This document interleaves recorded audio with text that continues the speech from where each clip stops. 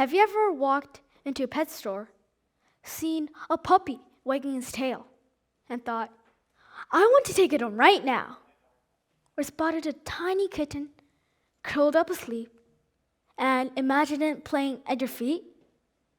Or maybe a fluffy bunny nibbling on a carrot and pictured it hopping around your house? You start to think of all the things you're going to do together, playing games, teaching them tricks, or even showing them off to your friends. In those moments, it's easy to feel ready. Like all you need is a cage or a collar and a name. But what I've learned is that being ready for a pet isn't just wanting one. And I have to learn that lesson the hard way. A couple months ago, I received my very first pet, a budgie. It was so small and colorful. It sat on my shoulder while I did homework. I still remember that last night I spent with him. My mom and I had gone to a concert, and it came back very late. I was tired, but I still checked him. He got on my shoulder and sat there quietly.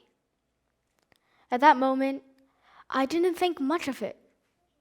But now, I look back and can't believe it was the last moment I would ever spend with him. So the next day, while I was at school, he passed. It happened so suddenly. I didn't know what went wrong. My family and I didn't even know what went wrong. And just like that, he passed. We haven't even named him yet. When my parents told me what happened, I didn't believe them. He's just sleeping, I said. He'll wake up. But I knew.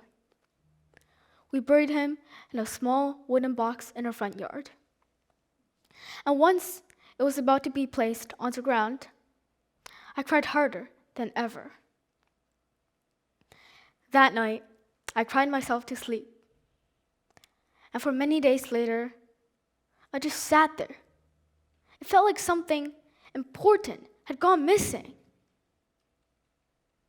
I kept thinking, was it the food that wasn't right? Was he sick?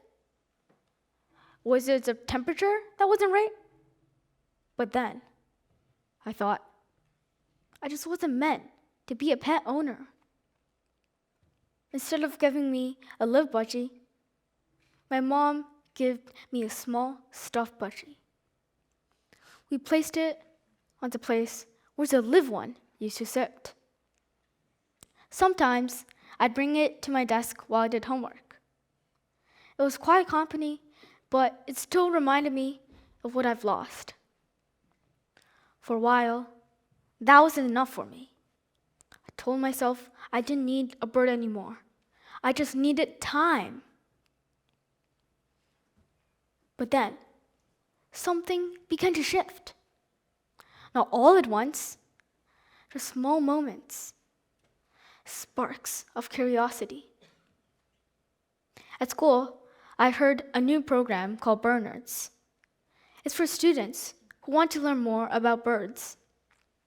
At first, I joined just to learn. But then, something in it pulled me in.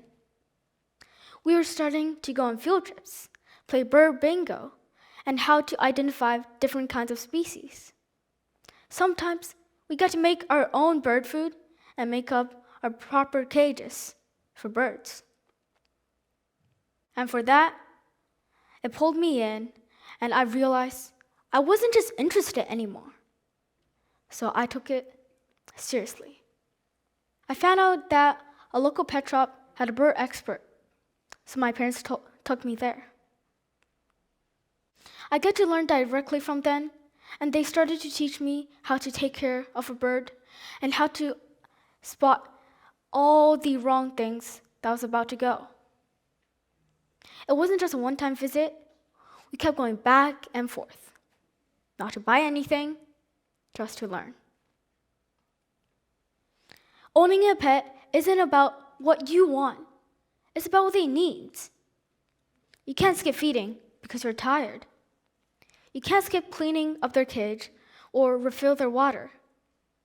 You can't ignore the small signs when something's about to go wrong. Because when you bring a pet into your life, you have to make a promise. And some kids, especially like me, doesn't realize how serious and important a promise is. Yes, having a pet can be fun. It teaches you so many amazing things, such as compassion, patience, responsibility, or even emotional strength. But only if you're truly ready when the work that comes with it. And a few weeks later, my mom and I bought a new budgie. This is him. I got him because this time I was ready. I have routine. I know how to take care of him. And every day, when I see him chirping in his cage, I feel proud.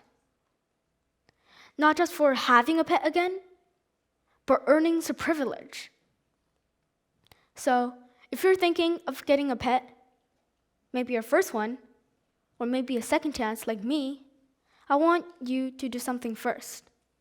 Make a promise.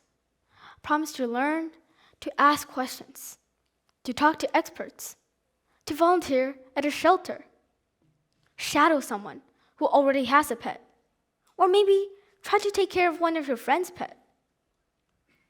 Because pets aren't hobbies. They're living beings. They count on us to show up for them for every single day. So let's make sure we're all ready for that. Thank you.